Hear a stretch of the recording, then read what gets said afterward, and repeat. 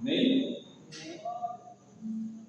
O Salmo diz o seguinte, peço a atenção dos nossos amados irmãos para que seja fácil a compreensão deste Salmo, o entendimento daquilo que através de nós o Espírito Santo quer falar com cada um. Na minha angústia clamei ao Senhor e me ouviu. Senhor, livra a minha alma dos lábios mentirosos e da língua enganadora.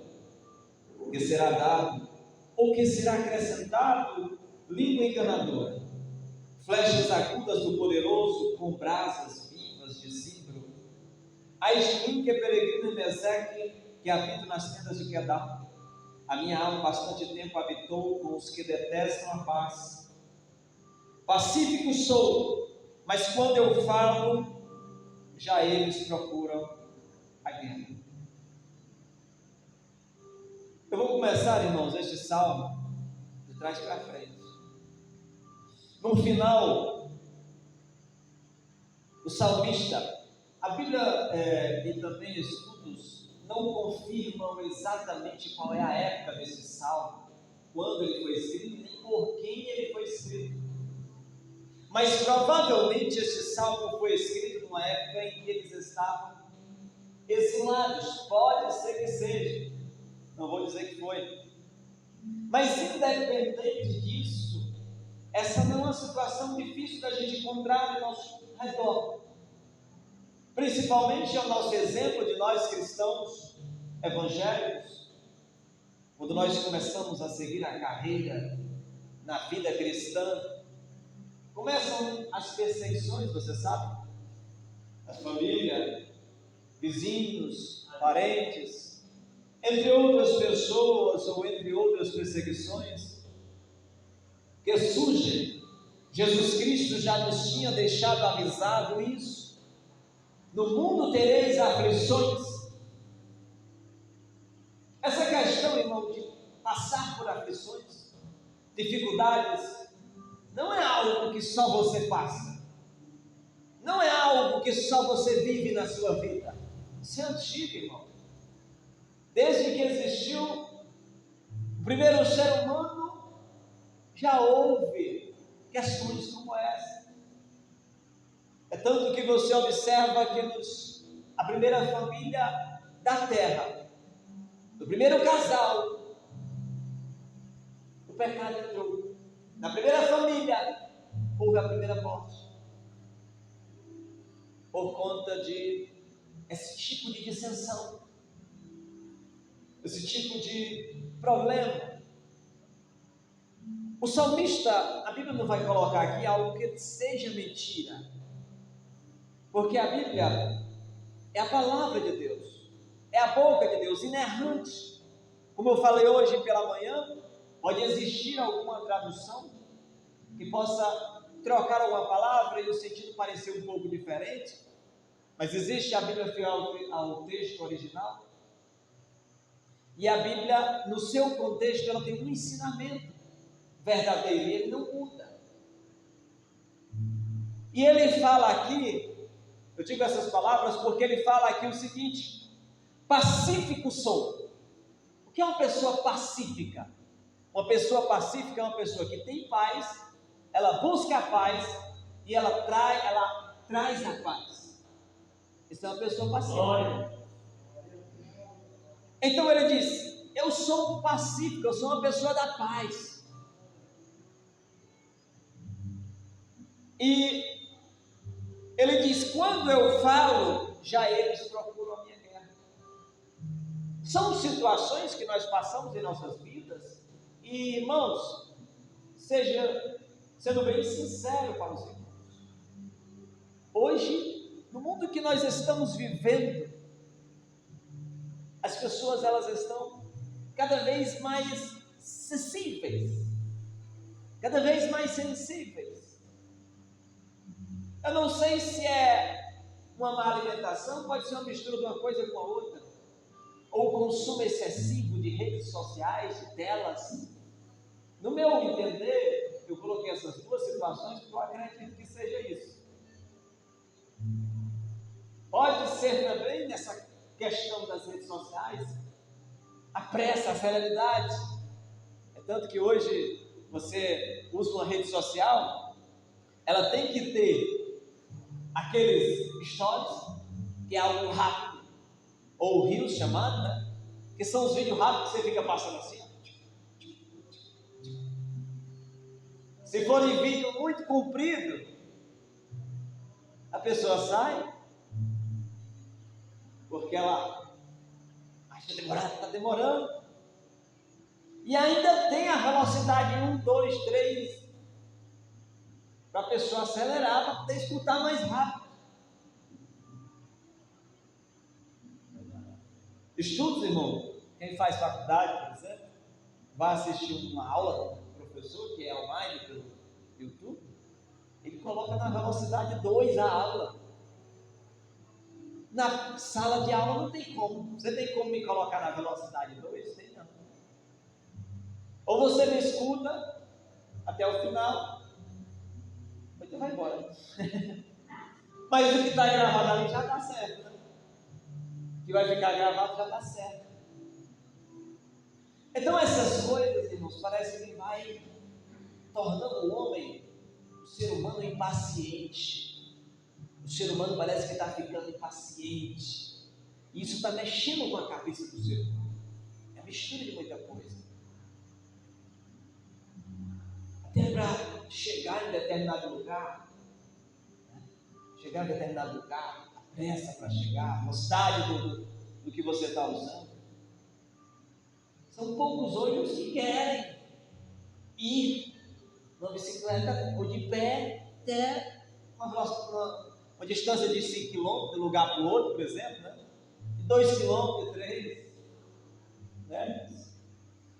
Então nós vivemos nessa situação. E o que tem a ver isso com o versículo 7 que eu estou falando aqui? Ele diz, irmãos, que ele é pacífico, um homem de paz. Mas quando ele fala qualquer coisa, já acontece uma guerra. Por quê? Porque as pessoas estão já prontas para ver. Então isso não é novo. Salomão diz, a gente pensa que isso é novo, mas é antigo. Você assiste, por exemplo, você assiste um vídeo, ali naquele vídeo tem a opinião do like e do dislike. Você olha lá os comentários, tem um bocado de gente falando bem e outro bocado falando mal. Se alguém mostra uma imagem de alguém que falou alguma coisa, imediatamente aparece um monte de juiz ali naquele vídeo. Um monte de juiz para julgar. Até no meio cristão, no meio das pregações evangélicas, a gente vê isso. Os pregadores, as dissensões. Não se escandalize, não. Quando você vê isso, você se escandaliza. Ser humano é ser humano em qualquer lugar. Não importa se você é evangélico, se não é evangélico, não importa. É tanto que tem até um canal, canal Fuxico alguma coisa, né? O Chico gosta, né? O Chico gosta, olha o nome do canal. Talvez já tenha até o Fofoca gosta, alguma coisa assim, né? Está vendo no mesmo sentido, né? Por que, irmãos, isso? Porque o que o pregador fala aqui, o que ele faz aqui, tem um que, se eu não me engano, diz. Se eu não me engano, é pregador, também prega, um negócio assim. Tem canal de todo tipo. Para mostrar os erros dos pregadores. O pastor também prega, peca. Eu vi um dia desse no canal. Por que, irmãos? Porque isso é o que dá audiência para eles. Ou seja, a boca fala, o coração está cheio. O que você produz ali, aquele seu conteúdo que você produz, é o que sua cabeça está cheia. E a pessoa que consome isso também está sendo discipulada por aquele tipo de assunto. Então hoje, irmãos, nós vivemos nessa situação. A gente prega e quando a gente fala, tem que ser, como eu falei em outras mensagens, tem que ser algo para alimentar o ego. Porque se não for, começa as discussões. começam as desavenças, começam aquele... Eu estou citando um exemplo simples aqui do livro de Salmo antigo, e é um livro de Salmo, um livro de oração, de poesia, né? Livro de conversa com Deus. Então ele diz: eu sou pacífico, eu sou uma pessoa de paz. E o que nós cristãos temos que ser? Como ele, pessoas de paz. Pessoas de paz. Se você conversar com duas pessoas e você falar uma coisa, a outra já fala alguma coisa para ver se vai trazer uma confusão. E o que você fala muitas vezes é traduzido, existe uma tentação para que aquilo se transforme em algo mais complicado. Então esse salmista estava vivendo essa situação. Não se sabe, como eu falei, onde ele estava, se era na sua casa, na sua terra. Mas o que estudos dizem, a probabilidade é que ele estava no exílio, no meio de um povo estranho, um povo inimigo. Acredito que por parecer mais lógico. Só que nós não estamos livres disso em nenhum lugar. O único problema dele é que ele falou uma coisa no versículo anterior, que é o versículo 6, que diz o seguinte: a minha alma bastante tempo habitou com os que detestam a paz. Ou seja, ele diz: a minha alma habitou. Ele já esteve em um lugar ainda pior do que essa situação que ele estava agora. Quando ele diz: a minha alma habitou, o Salmo 1 diz o seguinte: que nós não devemos sentar na roda dos escarnecedores, que nós não devemos sentar na roda dos ímpios, daqueles que falam mal, daqueles que falam mentiras, daqueles que falam imoralidades, daqueles que contam histórias que não existem. E nós temos que tomar muito cuidado, porque no ambiente onde nós vivemos, estamos ali, é um ambiente em que nós vamos aprender a parecer com aquele local. Ele diz: a minha alma muito tempo habitou com os que detestam a paz. Aí eu disse que ia falar para os irmãos o contrário. Ele diz: Senhor, livra a minha alma dos lábios mentirosos e da língua enganadora. Aí eu vou falar também no mesmo sentido de um assunto aqui, falar no mesmo sentido de um assunto. Quando ele fala isso: Senhor, livra a minha alma dos lábios mentirosos e da língua enganadora. Meus irmãos, eu já falei outro dia aqui que as nossas mensagens nos nossos púlpitos, elas têm sido uma mensagem diferente da que Cristo deixou, em grande parte. Jesus Cristo, Ele nos deixou a mensagem do amor, a mensagem de salvação, a mensagem do reino dos céus. Quando Jesus conversava e pregava, e ele explicava e falava os sermões, ele falava de assuntos de amor e de paz, de andar na presença de Deus, de andar na presença do Pai. Ou ele falava do reino dos céus, ele falava: quando eu estiver, onde eu estiver, vocês vão estar também. Ele não estava falando do nosso tempo. Claro que ele deixou o Espírito Santo para fazer parte, para que nós possamos fazer parte dele através do Espírito Santo. Mas todas as mensagens de Jesus Cristo não são mensagens terrenas, irmãos, voltadas para uma vida terrena. Mas nós estamos ouvindo muitas mensagens terrenas.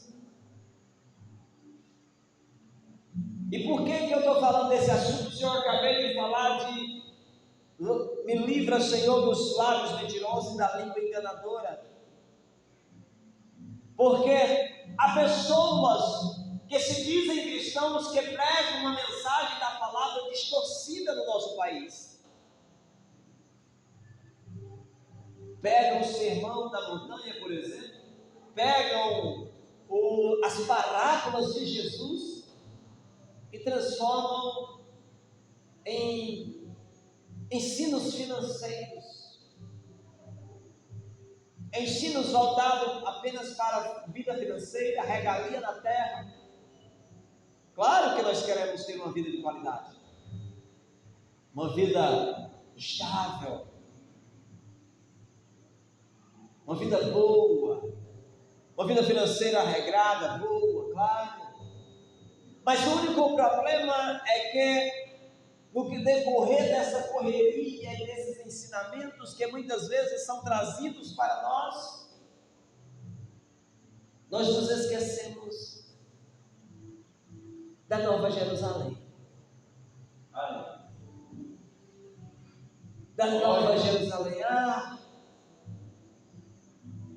Irmãos, eu falava na semana passada sobre nós ouvirmos, no meu tempo, não tempo passado, assim, não sou velho, mas no tempo passado, eu ouvia mensagens voltadas para o poder do Espírito Santo. Hoje eu falo algo parecido, mas falando de outra coisa. Não vemos em nossos púlpitos mensagens que falem da vida eterna, mensagens que me levem a pensar na Nova Jerusalém. Esquecemos muitas vezes que João, na visão que Deus lhe deu, ele viu a Nova Jerusalém, ele viu o tamanho dela, ele viu como ela era, a preciosidade que era a Nova Jerusalém, a nossa próxima casa, a nossa próxima moradia. Ele viu. No livro do Apocalipse, muito se vem falando sobre quem tem ouvidos para ouvir, ouça. Claro que ele está falando sobre advertências, mas lá no final do livro ele termina o livro falando sobre a nossa próxima vida. Então, irmãos, pouco nós vimos falando, irmão, mas isso aí não é mensagem que deve ser falada assim cotidianamente, não. Claro que é, irmãos. Claro que é uma mensagem que nós devemos falar cotidianamente. Porque a nossa esperança nessa terra é o céu, é a nova terra que Deus vai preparar para nós, é a nova Jerusalém que já está preparada, é a nova moradia que Deus tem preparado para nós, que Deus vai preparar para nós, o novo céu, a nova terra. E a Jerusalém que já existe, toda gloriosa, toda enfeitada, feita pelo engenheiro dos engenheiros, está lá. Quantas vezes nos preocupamos por coisas tão banais e tão bobas e tão pequenas dessa terra, esquecendo-nos que um dia nós vamos partir dessa terra se Jesus Cristo não tiver voltado à terra. Se Ele não tiver voltado, nós vamos partir. Irmãos, digo uma coisa para você, para mim, para que nós venhamos a viver o máximo que nós pudermos uma vida como Jesus Cristo ensinou. Eu estava observando ontem os dois apóstolos de Jesus, Pedro e João, que são os únicos livros dos apóstolos de Jesus que andaram com Jesus da Bíblia é o de Pedro e de João. Aliás, tem o de Judas, né, também. Mas eu observei Pedro e João. Os dois têm a mesma linguagem. Eles falam a linguagem do amor. Eles falam de amor. Pode prestar atenção nas palavras de Pedro e nas palavras de João. São palavras parecidas com a de Cristo.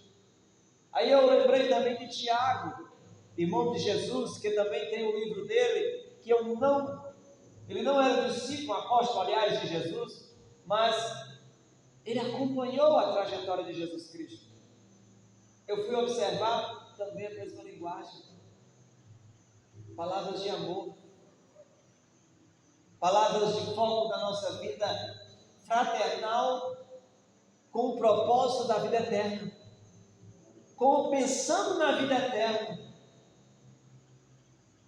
Então nós muitas vezes estamos tão focados na presente vida, no presente século.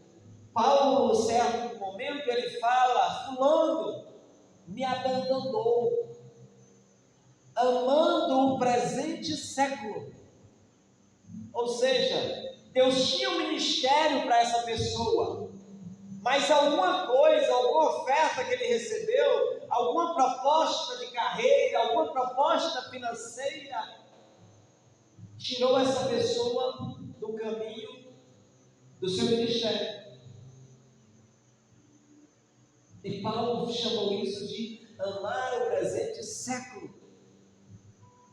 O que eu peço ao meu Deus, nas minhas orações, irmãos, é que ou Ele me ponha a servir a Ele na sua obra aqui nesta terra, ou que seja, se o Senhor me abençoar no meu cotidiano, no meu trabalho, que também seja para a exaltação do nome dEle e para a salvação de vidas, para ajudar no ministério, ajudar na obra dEle. Porque se nós vivemos apenas pensando nas nossas vidas, às vezes temos umas séries que a gente assiste, tem algumas séries que falam sobre essa questão financeira, sobre ganhos, sobre... Teve um que eu vi sobre mansões ou carros luxuosos. Irmãos, a gente vê aquelas pessoas vivendo aquela vida e elas não pensam em Deus. Elas não pensam, elas não têm na sua vida o pensamento em Deus. Elas pensam no tamanho da mansão, no valor da mansão, no valor do carro. Esses famosos, a vida deles é comprar carro e casas. Carro e casas. É um luxo. Alucinados pela luxo, pela luxúria, pelo dinheiro.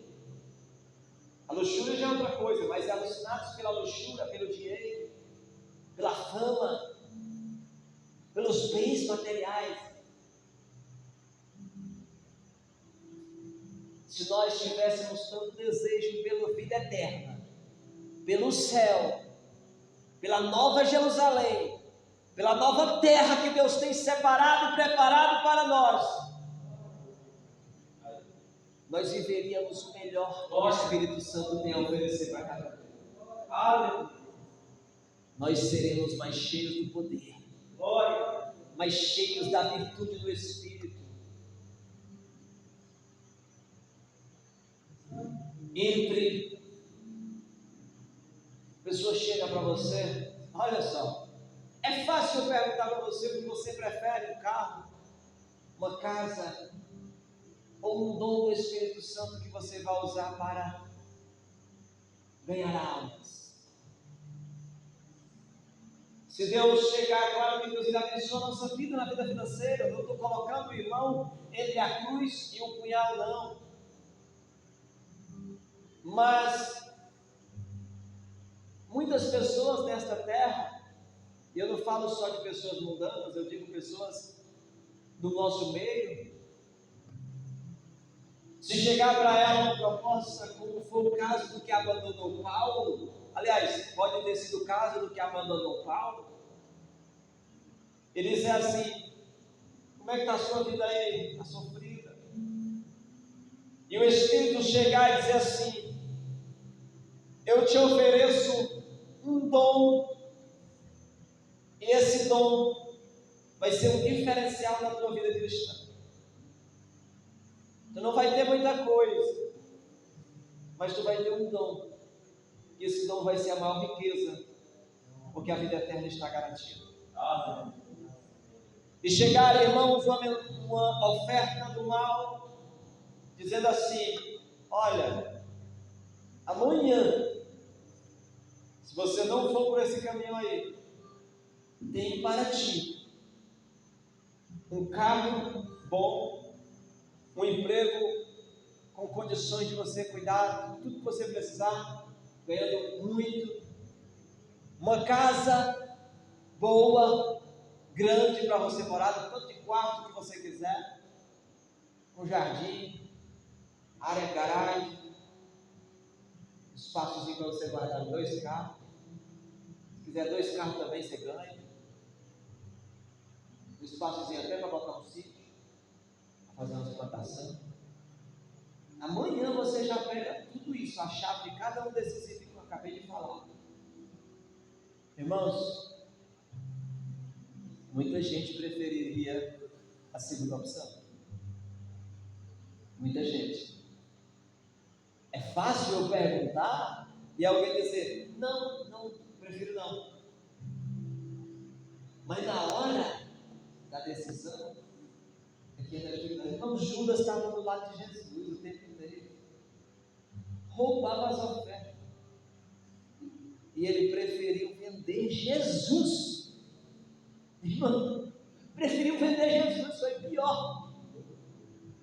Por 30 moedas, não precisou oferecer uma casa para Judas, não, nem um carro para ele, não, uma carruagem, não, um cavalo mais bonito, não. Precisou de muito, não. Judas foi fácil. Quantas pessoas hoje estão fazendo isso sem nem perceber? Trocando a vida terrena e não se dando conta que estão caminhando para o inferno. Você diz: é possível que aconteça isso? Na nossa realidade, às vezes é difícil de acreditar. Mas, irmãos, eu não sei se é verdade ou se é mentira. Também não vou dizer como verdade, mas isso é muito parecido com o que a gente já viu na Bíblia. De que ofereceram para o dono de uma emissora famosa aqui, que já até morreu, um lugar especial para ele, quando ele morresse lá no inferno. Que lá ele ia mandar junto com o capeta. Não sei se é verdade ou se é mentira. Enquanto que na terra ele fez pactos e fez acordos com o maligno e conquistou dinheiro, mais dinheiro, e fama, e riqueza, e tudo que o homem poderia sonhar dessa terra. Irmãos, Satanás ofereceu para Jesus Cristo essas coisas. Ele disse: ei, Jesus, eu te ofereço. Ele levou ele num lugar e mostrou todos os reinos da terra. Disse: tudo isso é teu. A partir de agora, só que você fazer uma besteirinha de nada. A besteirinha de nada você precisa fazer. É só você jogar aqui. Acabou. É só você jogar. Aí diz assim: não, mamãe, a pessoa não se entrega assim, não. Jesus é Jesus, né? Irmãos, Esaú vendeu sua primogenitura por um prato de comida, irmão. Um prato de comida. Sabe por quê, irmão? Não, amanhã eu resolvo isso. Eu dou uma caidinha aqui. É um pecadinho bem aqui. Amanhã eu resolvo. Jesus é misericordioso. Eu peço perdão para ele amanhã. Pode deixar. Né? Assim está cheio de gente no mundo brincando e dizendo assim: não, vou me afastar um pouco da igreja. Vou me afastar um pouco da igreja. Você fez o que Judas fez. Você fez o que Esaú fez. Afastou um pouquinho da igreja. Só um pouquinho. Daqui um mês eu volto, daqui um ano, daqui uns 3 anos mais ou menos eu volto, viu? Daqui uns 3 anos. Volta. Volta. Cara, de repente está andando de moto ali. Pá! Acabou a vida. Acabou a vida. Vai voltar como agora? Isso é pressão psicológica que eu estou passando? Não, de jeito nenhum. Isso é uma realidade. Quantas pessoas já perderam a vida por uma saída da igreja? Muitos cristãos que no período do carnaval se desviam. Se desviam. A facilidade de se afastarem. A facilidade de se afastarem. Não. Que custa uma afastadinha aqui da igreja? Jesus é misericordioso. É só um pouquinho. Não, eu vou afastar um pouquinho da igreja, mas eu não vou nem voltar a beber, não.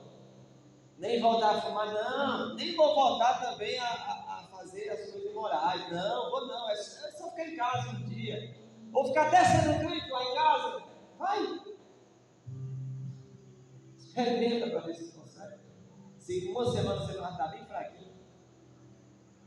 Mas o egoísmo muitas vezes não deixa a pessoa perceber isso. O orgulho e a arrogância muitas vezes não deixam a pessoa perceber. É bem que adianta ir na igreja, se na igreja cada irmão fala de mim, o outro tem uma fofoca, o outro diz isso, e o outro diz aquilo. Todo canto tem. A gente vai contornando, vai resolvendo, vai dando certo. E você tem que procurar se desviar dessas coisas. Se desviar. Aí o que Deus nos pede? O que Deus quer de nós? Depois que eu passei a ser crente, aí assim, muitos cristãos, graças a Deus, quando recebem o corpo da alegria, depois que eu passei a ser crente, minha vida melhorou. Graças a Deus. Mas tem alguns que, por aí, dizem, depois que eu passei a ser crente, está só dificuldade.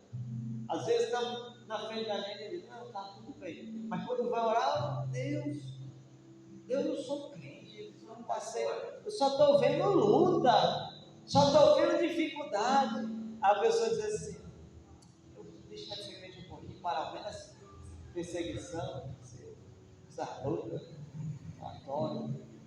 Aí ele passa pela dificuldade assim, vou me afastar um pouquinho, depois eu volto. Irmãos, para servir a Deus, olha, no início, às vezes, para alguns é fácil, no início para outros é difícil. Mas no geral, não é fácil não, irmãos.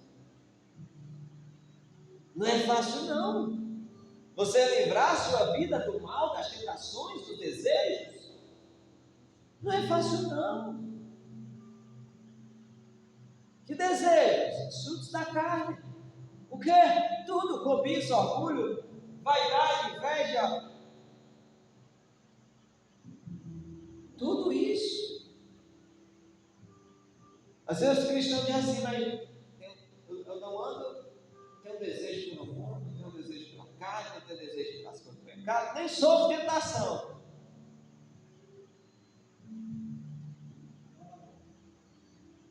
Mas muitas vezes tem um costume tão feio de mentir, por brincadeira. Teve um amigo que disse assim, rapaz, o telefone, menti. Tem como. Eu fui obrigado a mentir, fui obrigado a falar isso aqui. E quem foi que obrigou? Alguém puxou na orelha, alguém puxou no. Como é o nome do bichinho aqui, no cabelinho aqui de trás, né? Para mentir? Alguém obrigou? Não, né? É escolha. É Escolha.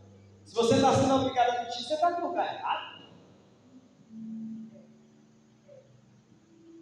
Às vezes, irmãos,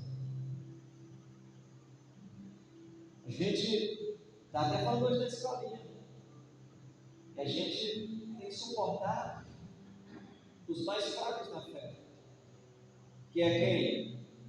São aqueles que, eu tenho 30 anos de crente, eu tenho que suportar o que tem 2, 3, 5 anos, o que tem 3, 4, 5, suportar o que tem. Eu não procurar tratar o tema pressão, né? O tema pressão, porque o senhor está ali engatinhando, às vezes é difícil. Não viu o nosso irmão que também ajuda na transmissão? Passou por uma situação, está novo na fé, uma situação na vida dele que ele quis desviar. Por quê? É como uma criança, um bebê. Ele quer alguma coisa, às vezes não sabe dizer pelo tempo, e chora. Aí quando ele chora, a mãe vai lá e acalma. Aquele que está começando a andar, mas de repente ele cai e chora. E tem que ajudar ele a levantar de novo e mostrar que ele é capaz de ir mais além. Né, irmãos? Mas eu vou concluir com esse primeiro versículo que eu li. Eu disse que ia ser de trás para frente para a gente finalizar com a melhor parte. Na minha angústia clamei ao Senhor e me ouviu. O nosso escape é Cristo. A nossa segurança é Cristo. Na hora que nós estiver, é Cristo. Você só consegue resposta na oração.